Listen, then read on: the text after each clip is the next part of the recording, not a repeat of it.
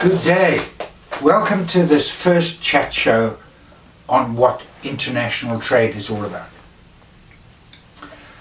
In putting this little video together this morning, I thought it'd be a good place to start in exploring international trade was to go back 5,000 years and have a look at how trade originated. Just imagine that there was a village up in the mountains and there was a whole collection of families that made up this village. One family bred chickens, another family bred goats, another family bred sheep, and another family where lived, the wheat grew very well there.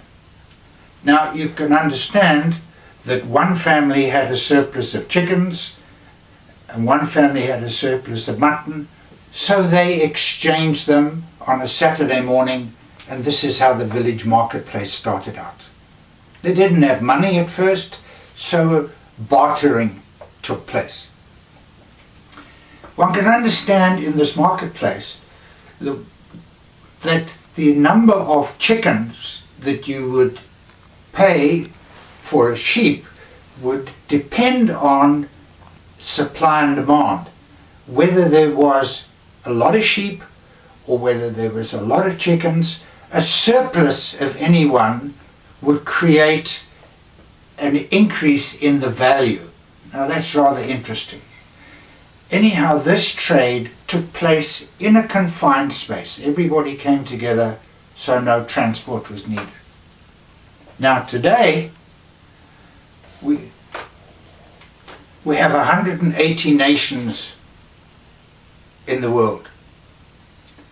You can see all the different nations, all coloured on this little globe that I'm holding in my hand.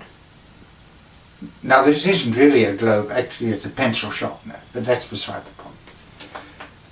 You will notice that separating all of these 180 nations on these various continents, that there is a lot of blue.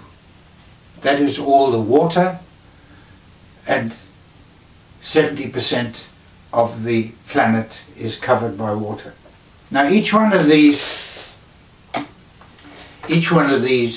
nations has needs. The major need is food, second need is shelter, and the third need is transport and all the other finished goods that one needs in modern society. Where they don't have goods, they have to import them from somebody else, and to do that they will need foreign exchange to buy it.